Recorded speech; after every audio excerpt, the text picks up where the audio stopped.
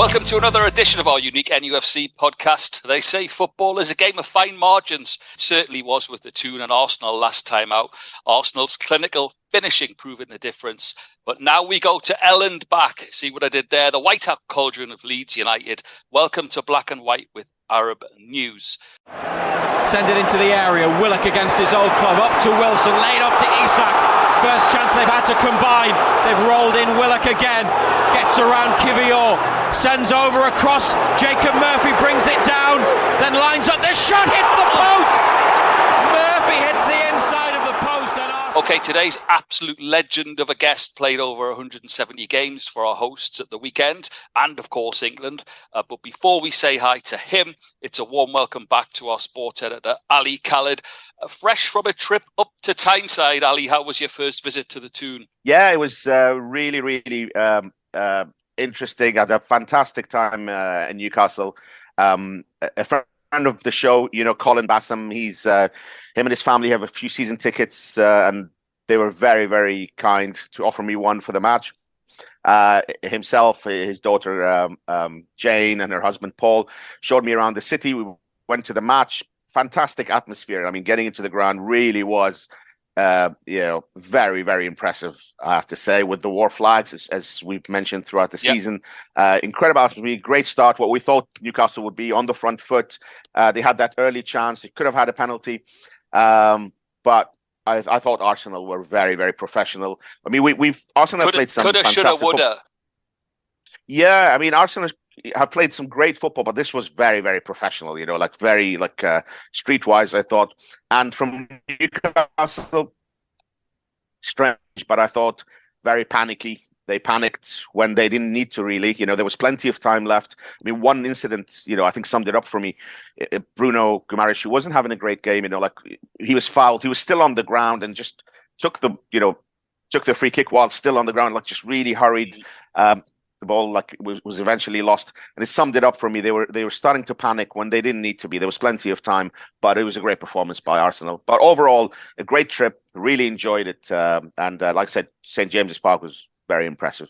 And you're banned from more than one, probably from 52,000 up in the northeast. Listen, it's time to welcome today's guest, Tony Dorigo. Tony, how are you? Good, thank you. How are you? Great. It's great to have you back on the show and great to see you. Listen, we've got to open up. We're going to get into this weekend's big game because it's a massive game for both teams. But as an outsider and from Newcastle, what have you made of Newcastle United's season so far? I've got to say, I'm absolutely delighted that Eddie Howe has done such a good job.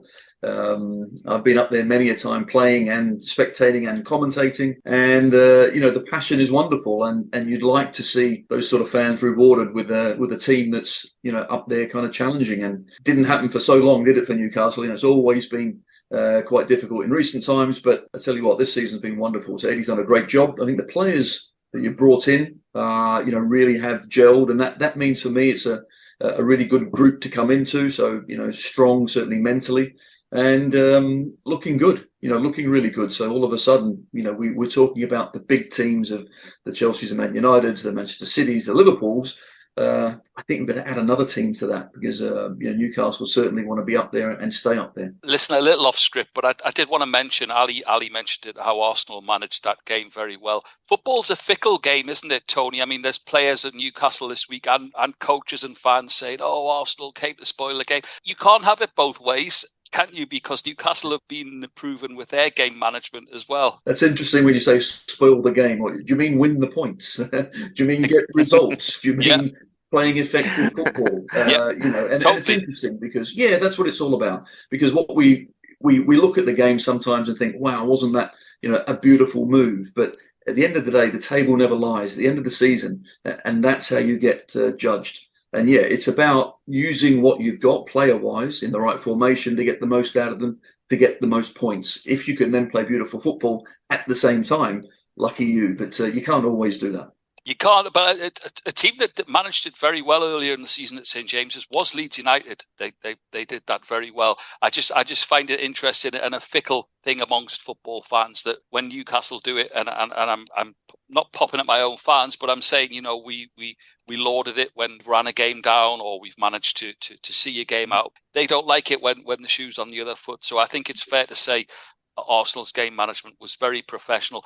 And again, what I would say, Ali, was Arsenal weren't wasting time by any stretch of the imagination. They were stopping the flow of Newcastle's onslaught from the beginning. So staying with you, Ali, listen, the Leeds game, it was a pivotal game for one of our very most important podcasts when Newcastle United stayed up all that way back. It's a pivotal game now for both sides yet again, but for different reasons.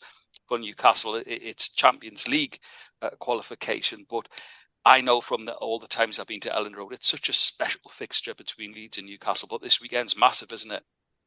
It is, I think, and I still think in the same way last week's match against Arsenal was, massive for both clubs. I still think this is obviously far more important for Leeds than for Newcastle. It's massively important for Newcastle, of course, going for the Champions League. But I think, they still have a slight margin for error. I mean, they wouldn't want to lose 2 games in a row, of course, goes without saying. They'd want to wrap up the Champions League qualifications. But neither the last match against Arsenal or this one are absolute must-wins. I still think they're in a healthy position. I still think possibly 4 more points should be able, would do it. I think of the top 4, Manchester United are the ones who should worry a little bit, but even they, I think, are still in a pretty good position. For Leeds, this is just, absolute must win. I've been speaking to a few Leeds fans, and there's a sense of resignation. I mean, I'm sure Tony will tell us more about this, but there's a sense of resignation. A lot of them are talking about, like, what are we going to be doing in the Championship and all that. I'm sure, Sam Allardyce won't be thinking that, but it's a strange one. I think all across the season, I kept thinking, Leeds will be just outside that. They'll be above the bottom 3. I think they'll be fine. We kind of thought Southampton were gone. I mean, even thought Everton, but obviously Everton had that incredible result against Brighton, and now suddenly it looks very grim for Leeds. And unfortunately, it's hard to see where they go from here, And I think Newcastle have shown this season that whenever they've had a bit of a dip or a bad match, they come back really, really strongly, like in matches. And I expect them to do again, to do so again. So not an ideal fixture for Leeds, by any stretch. Tony, it's been a whirlwind couple of weeks at Ellen Road. There's never a dull moment, is there? What's your take on the proceedings? I mean, obviously there's a reason for bringing Big Sam in. Yeah, I wish there were plenty of dull moments, to be honest. But you're right, there hasn't been. It's been another, very difficult season. Disappointingly, we've been in this position before. End of last season, we survived by the skin of our teeth, and then I still think we've been, making mistakes. On and off the pitch. So it's been difficult. Hence why now we have Big Sam. And I think it's the right thing, because clearly if nothing had happened, we were just, careering to the bottom of the Premier League and straight out the bottom. So mentally, I think the boys are in a real difficult place. We lost 6 against Liverpool, 5 against Crystal Palace, 4 against Bournemouth. We're leaking goals for fun. So somehow something has to change. And so Big Sam's come in. First game away to Man City, the worst possible fixture you could ever dream of. However, first half we got a bit of a run around, but second half we showed some character, we showed some fight. And that's exactly what kind of has been missing, unfortunately. I'm with you earlier in the season, Ali, that I thought, we're going to be okay because we play some good football. But what we couldn't do is play good football for 90 minutes and control a game. We'd play for 10, for 20, and you'd think, Nyonto, Harrison, don't they look good? But you still got to not concede, you still got to not make mistakes, and then you need to manage football games, and we don't do that very well. And then recently, of course, we've got individual errors, Melier, making a couple of mistakes. So you put all that together, hence why we now have Big Sam. Confident guy, I'll give him that. He's not short on confidence, but I think, that's what our boys need, something different. And Newcastle at home against, that's a gigantic game, you're right. But your boys coming to town, it's gigantic. The atmosphere is going to be wonderful. That's the one thing, the atmosphere. So as a game of football to play in, I would have loved it. I would have absolutely loved it. But the thing is, it means so much to the home team, Leeds United, in that I just hope if we go a goal down or someone makes a mistake, that we still have that confidence to come back and fight and get back in the game. So that's going to be the big test for us. Tony, you just mentioned obviously the game against Liverpool is 6-1. And I mean, as a Liverpool fan, I haven't forgotten earlier in the season, Leeds beat Liverpool at Anfield, and the only team to win at Anfield this year. I know, obviously, like Liverpool's season hasn't been great, but they still have a pretty good home record. And when I remember thinking at the time, it was like an excellent win, a very late win, if you remember. And at that point, you wouldn't have thought. You would have thought Leeds would kick on and probably would give them like a bit of a push. You would not have thought they'd be in this position at this point, So again, keep going back to what you just said, is that earlier in the season, it was not, it was inconsistent, but you didn't think it was going to get this bad. You're absolutely right. And yeah, we scored a last minute winner. I don't forget, Ali, don't forget those wins. There hasn't been many of them. That's why. And then you're thinking, okay, we have enough talent going forward that, we will be okay. But we've lost one or two key players. Tyler Adams in midfield for us is a huge blow because, we're not great at controlling games, but with him in the side, we're certainly a lot better. And then, of course, scoring goals is what it's all about. And we seem to need a lot of chances to score a goal now, whereas as you will recall against Liverpool, I thought we were pretty good at that, at taking our chances. So I think it's in there somewhere, but we've lost ourselves along the way. So hopefully Big Sam gives us that mental jolt. We've got 3 games to save our season, really.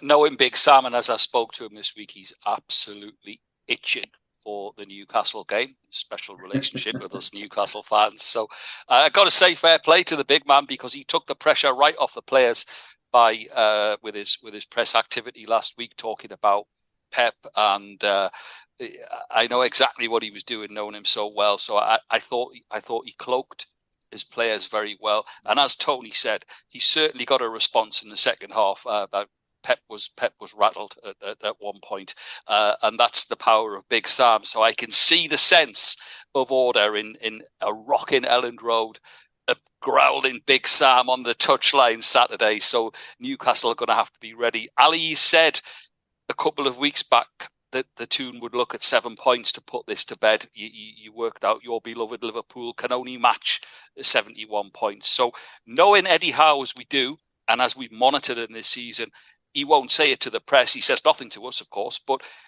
will Eddie look at the Leeds game, the home games against Brighton and Leicester, to get the job done ASAP? Yeah, I think, like I said, the run-in, the Arsenal game was the most difficult game of the run-in. So this, I think, is probably the next most difficult, because it's away and because obviously Leeds will be desperate.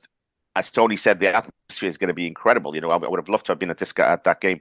But I just keep thinking, you don't want to lose 2 games in a row, of course, and all that. But I still think with Newcastle, there's that safety net of those 2 other matches that you mentioned, the 2 home games. You would think, I mean, there's a good chance 4 points from those 2 will be enough. Again, you're really counting on Liverpool. Yeah. I mean, you want to absolutely confirm it, and Newcastle have been really good at putting runs together. They have a slight dip, but then they come back and win like 3 or 4 in a row. They've done that quite a lot under Eddie Howe. So in that sense, I think there's still, there shouldn't be any panic, certainly. But even a draw, I think at Elland Road would be quite a good result. And then you follow in the home matches. Again, I keep saying it. I've said it a few times recently in the pod. I look at Liverpool and Manchester United. Since we last did the pod, Manchester United have lost 2 matches, I know Liverpool are on a really good run, but I think Liverpool have just run out of games, have just kind of run out of games. So I think, just a quick mention, when we were watching after the Newcastle game, we all went to the bar to watch the Manchester United against West Ham game. And obviously West Ham beat Manchester United 1-0. And there was a big cheer at the end. I think people realized, that was almost counterbalances the loss to Arsenal, in that Manchester United are not getting any closer. We've had quite a few of those as well. If we've had an off day, our competitors have had an off day as well, which is always welcome, of course. Listen, Tony, I did say, I hinted at it, I was very impressed with Leeds, and I know you were up there at St James's Park because you cover all the games home and away. Leeds played very well that game. They had a couple of danger men. From our perspective, what Toon fans should be aware of? Who do you think carries the big threat for Leeds this weekend? Well, I think certainly our strength is probably out wide. Certainly with our wingers. So you look at Somerville, Harrison, Sinister, unfortunately, is injured, and Willie Nyonto. So those players certainly can. He caused us great bother at St James's Park. Yeah, and at St James's Park, I thought at one point we were very much on top. We thought if we got that second goal, then maybe we could have then kind of relaxed. But that's not what we do, and we concede. And then we kind of hang on. And to be fair, I thought we defended and dug in actually quite well. But certainly Newcastle then attacked us relentlessly. And of course, you've got some quality on the bench to come on. But I think we've got a bit more depth as well. But for us, it's just getting our boys striking. Bamford, for him to come back, just can't quite seem to fire at the moment. So maybe this could be the game. I know you don't want that, but I certainly do. Ali. Tony, I was talking to a friend of mine who I personally, I know you know him as well, Eddie Taylor, and massive Leeds fans, and he was saying the biggest problem at Leeds since the promotion under Bielsa has been recruitment. He was very, very critical of recruitment. He goes and has been, to be honest, from the off, and he was mentioning the strikers that the club has signed and really failed to gel. And actually, Pete, he said Alexander Isak is exactly the type of player that Leeds should have gone for. Yeah. That is, the type of striker that Leeds really needed, and we're in a position at some point, to go for these for those type of players, but didn't, Yeah, I think it's interesting because you look back at the Bielsa era, that gave us that platform, and all of a sudden, you're right. I think there was opportunities once that kind of finished to really try and kick on. We haven't done that. We've made a few mistakes in recruitment. Certainly manager-wise, it just didn't gel. And then the players were bought in, didn't work either. So all in all, that's why we ended up, where we are. So I think it's Victor Orta obviously has left the club, and the owners are looking now for a new vision. But we had that vision under Bielsa, and we kind of lost our way. That's just the top and bottom of it. So whatever we got now, that's all got to kind of go out the window, because I know Leeds fans think that's it. We're down. We're not down. We have 3 games to go. This is still possible. We are still on. And losing to Man City, do you ever think we're going to beat Man City at Man City? No. And the challenge is still the same. We've got 3 games to save our season. So I think Big Sam will be saying exactly the same thing. Get those negative thoughts out of your head, and let's go and play some football matches and show what we're about. So, I'm still positive, but you've got to realise as well that, we have been disappointing. We have made mistakes, but all that, certainly looking back and what have you, that can wait to the end of the season. Let's get on with it. Put it on hold and look at Everton. No one thought they were going to Brighton and win 5-1. I still fancy there's a few twists and turns, as there always is in every football season. Staying with you, Tony, from the opposition's perspective, what does Sam and Leeds have to do, in your opinion, to get that desired result against the Toon at the weekend? Clearly, we have to play at our best and make no mistakes, because that's been the issue as well. We're in games and then we make an individual error. But I think trying to contain you lot is going to be difficult. So we need to make sure danger men are certainly well marshalled. Set pieces, yep, you're obviously a danger, but controlling that midfield is where we've really struggled. And I think you've got some really good players in there. Guimaraes obviously is a wonderful talent. So we know at times we're going to have to kind of defend well and then counter. And when we do get an opportunity, try and take it. But trying to keep you lot out is going to be the number one thing. And we won't be playing too much around at the back. We'll be trying to play in behind you, trying to turn you and play in your half, because there's no mistakes up there. When we try and do it at the back, we give it away in dangerous areas, and you got players to punish us. So yeah, we're going to have to be very, very good, and hopefully you guys have a bit of an off day. And that Elland Road crowd, I know it's easy to use the 12th man as an adage, but boy, having been there, Tony, myself, the hairs stand up on the back of your neck, marching on together beforehand. They'll be right up for it. And there's history between the two clubs as well. So.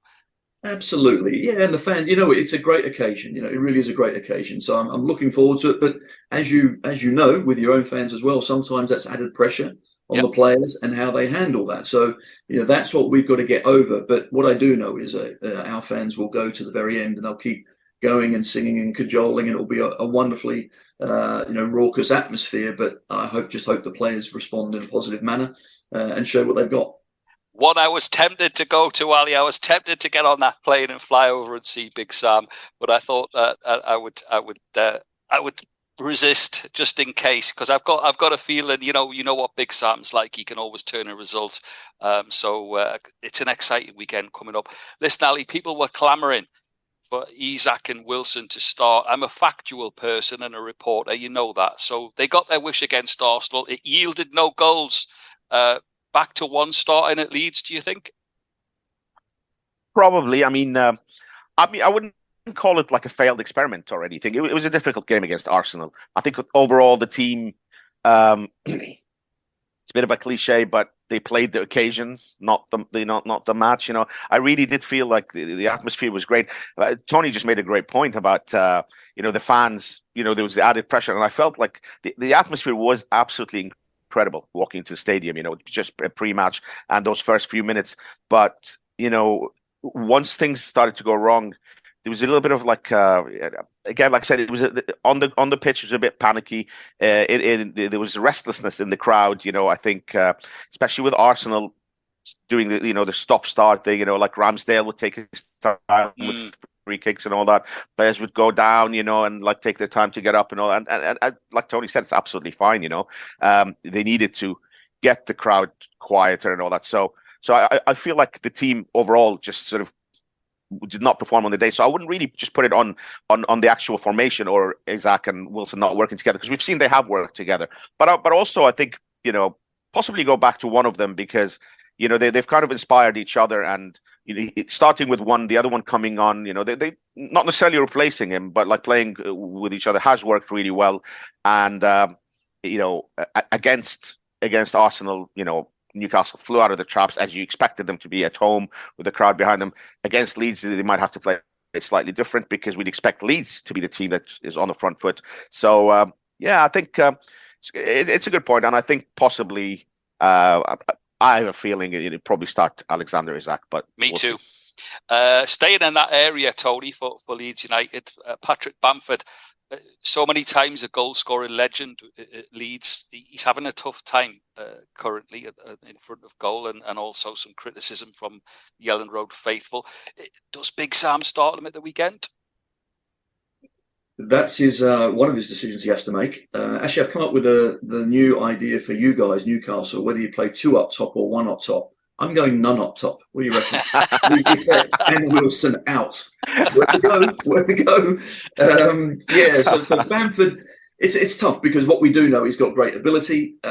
He can score in bunches. But unfortunately, there's so many injuries, and every time he has to come back from that injury, the delay means he loses that match fitness, the confidence starts to go, and you're starting again and again and again. And he's kind of just trying to catch up from that. And now we're in a relegation dogfight. We haven't really got another out-and-out striker like him. And so the pressure's on. And then he misses a chance or two, and you can see, his head dip and naturally. So it's tough. It really is. It's just that he is quite unique to us in the way that we play. So I wouldn't be surprised if he does start again, for sure. I think he will. I think he. We've got this old adage at Newcastle: if you're having a rough patch in front of goal, when Newcastle come into town, there's always the opportunity of a goal, and Tony will be hoping for that. Listen, Tony, what we always do, and many of our opposition guests always moan at me for doing this, but we do put you on the spot. We're going to ask you for a prediction for the weekend. Right, a prediction. My head certainly says a draw, but my heart says we've got to win. So I think we're going to see so much fight from our boys with the crowd behind. I don't think we're going to get beat in this one, but we need 3 points. So let's see. Awesome, and always fantastic to see Tony Dorigo, a real legend of the game, and of course he's always at Ellen Road, always sees social media. Come wind, rain or shine, Tony's there on the commentary deck, on the gantry, giving it, always positive vibes as well. So great to see him. Listen, last word as always goes to you, Ali Khaled. Does the final leg of the Champions League qualification mission get back underway this weekend at Ellen Road? Give us a prediction. Yeah, I think, as I said, whenever Newcastle have had bad spells, and they haven't had many bad spells, but whenever they've had like maybe a dip, one particular loss, I mean, around the Carabao Cup final, they had a couple of difficult games, following that, but they always seem to come back, like pretty strongly. I think massive disappointment against Arsenal. They will come back, I feel, in this game, and I think it'll be a draw as well. I think it'll be like 1-1 or 2-2. I think there'll be goals in it. If I had to like go for a winner, I probably would go for Newcastle. But listening to Tony's positivity has swayed me to think this is Ali, I was just about to actually pay for your flight over and come and watch Ellen Road, knowing what a lucky mascot you are. I know Newcastle fans are really not happy with me. Like they're like, just stay away from our matches. I think the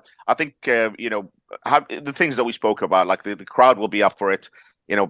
Big Sam will be up for it as well. You said the first match against Man City was, it was never going to be easy, So this is the one they'll be really focusing on. I can see Leeds, getting something out of it. I'm going to go for a draw. Okay, great stuff as always. Thanks to you both. That's it for another episode of Black and White with Arab News. We'll be back next week with the latest, hopefully closer to a Champions League position on Black and White with Arab News. How are the lads?